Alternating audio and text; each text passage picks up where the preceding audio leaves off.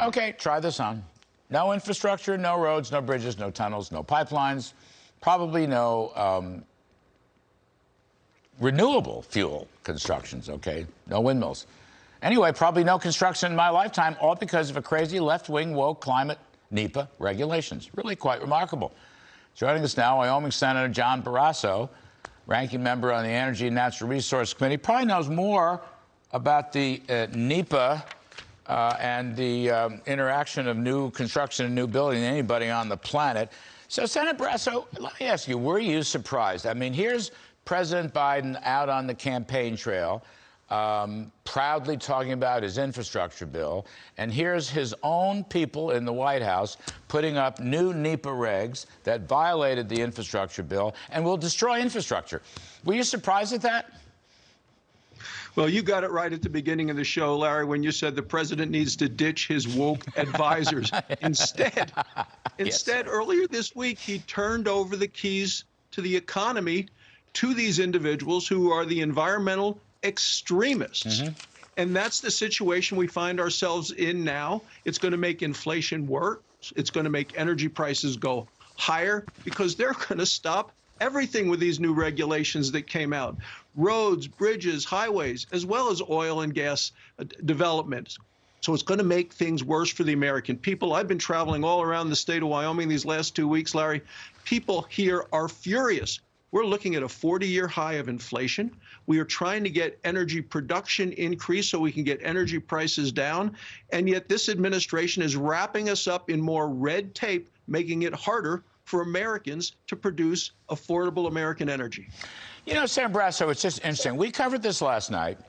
I talked about it this afternoon on FNC with my friend Sandra Smith. We actually talked about it on radio also, but people need to know this. I mean, these new enviro restrictions, cumulative restrictions, that includes the past as well as the future, direct, indirect, these are complete subversions of tradition, certainly an overturning of the Trump NEPA, but it also overturns what Congress asked for. Remember the one federal decision provision. This is going to be done outside of NEPA, NEPA being the National Environmental Policy Act. I mean, this is a real subversion based on crazy assumptions.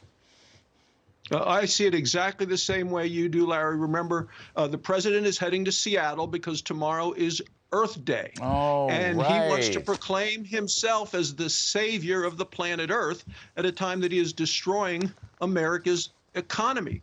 Think about when President Trump was in office and you were there in the White House getting rid of so many rules and regulations to make us able to construct things faster, better, cheaper, smarter, that one federal decision, so there'd be a shot clock.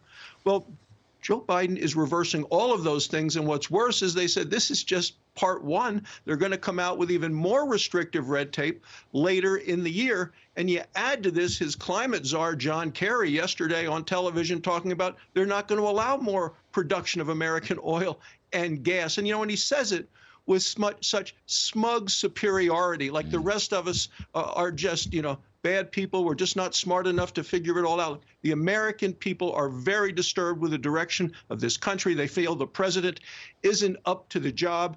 And the poll numbers reflect that, Larry. You know, Senator, just last quick thought. What will happen here is renewable projects will not pass these new NEPA restrictions. I mean, for example, wind turbines will not pass. Also, things like electric cars, okay? Elon Musk, I'm all for him. Electric cars, fine. Charging stations. But these restrictions won't let you mine for the minerals that are necessary. You and I have talked about this in the past.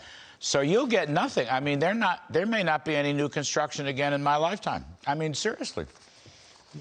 Well, you're right. And we talk about the critical minerals. And we cannot allow ourselves as a nation to become dependent on whether it's China for critical minerals, whether it's Russia for uranium, none of that. We need to be self-sufficient. And if we can't do it here and get the permits to do it here, that's not a good situation for our nation.